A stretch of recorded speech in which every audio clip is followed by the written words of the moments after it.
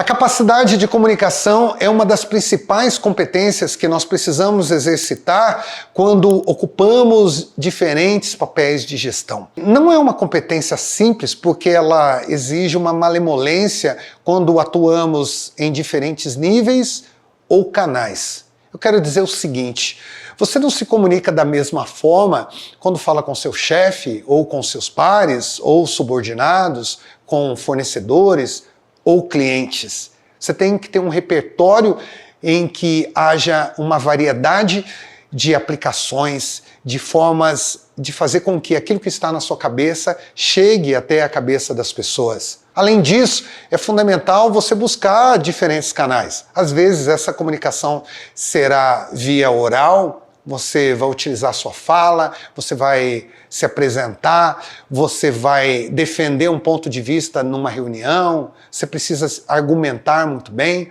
Outras vezes essa argumentação não será por meio da fala, será por meio da escrita, e você faz isso num relatório, numa redação de um e-mail, numa mensagem no WhatsApp. A sua postura também comunica. Nós nos comunicamos demais por meio da linguagem corporal, nossos braços, nossas pernas, a forma que caminhamos, nos sentamos. Isso tudo comunica, mas nada comunica mais do que a sua capacidade de escuta. E é interessante, pouco se fala disso. Até mesmo Rubem Alves tem uma passagem muito interessante quando diz que sempre vejo anunciados cursos de oratória, nunca vi anunciado curso de escutatória. Todo mundo quer aprender a falar, mas ninguém quer aprender a ouvir. Eu até anotei esse aprender a ouvir, porque no fundo o que Rubem Alves queria dizer, ninguém quer aprender a escutar. Há uma diferença entre ouvir e escutar. O ouvir está relacionado a uma capacidade auditiva. Se você tem um bom aparelho auditivo, você vai ouvir bem. Você vai ouvir até quando você não quer ouvir. Agora, a escuta, ela tem a ver com uma atenção dirigida. Nós precisamos querer escutar. Ele depende da nossa vontade, do nosso interesse genuíno. E é aí que o bicho pega. Em reuniões executivas, às vezes me chama a atenção o fato de que no meio de uma discussão fica alguém ali quieto, às vezes o executivo mais experimentado. E durante 30 minutos aquela confusão faz parte daquele pequeno espaço em que pessoas tentam de toda forma se fazer prevalecer. Depois de algum tempo, essa pessoa pede a palavra e em apenas 30 segundos modifica totalmente o rumo da conversa.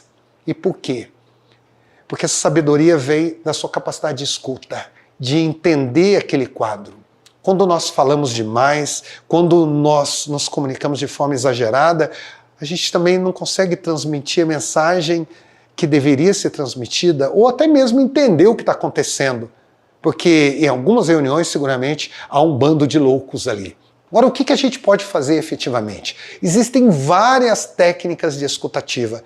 Eu trouxe 4 aqui que são, creio eu, primordiais de serem praticadas por mim, por você, por todos nós, dia após dia. Vamos lembrar dessas técnicas. A primeira delas é sempre dar um sinal ao interlocutor que você está prestando atenção. Enquanto alguém fala, você olha, balança a cabeça, diz aham. Isso leva o outro a entender que você está ali, literalmente. Além disso, não interromper a pessoa enquanto ela fala. Tem gente que fica completando as frases, completando as histórias. Além de tudo, isso é um sinal de sermos mal educados, né? De descortesia. Compreender as entrelinhas também é fundamental. Às vezes a pessoa não disse alguma coisa, mas se você presta atenção na postura dela, você saca. Porque escutar, nós não escutamos só com os ouvidos, nós escutamos também com os olhos. E não podemos esquecer a importância de suspendermos o julgamento. Às vezes a pessoa começa a falar alguma coisa, você já pensa assim, já sei onde vai chegar. E aí trava, não quer mais escutar nada.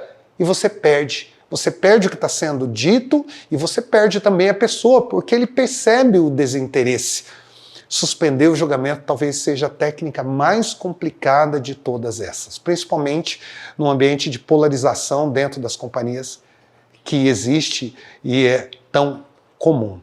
Mas Wellington, como que eu faço para cada vez mais ter uma escutativa. O primeiro passo, quando a gente sair daqui, é pensar o seguinte, que nós precisamos ter o desejo de praticar empatia. Ninguém consegue ter escutativa sem interesse pelo outro. Quando você enxerga o outro, você enxerga as dores do outro, as necessidades do outro, quando você calça as sandálias do outro ou o óculos do outro, fica muito mais fácil escutá-los da forma adequada. Pense nisso.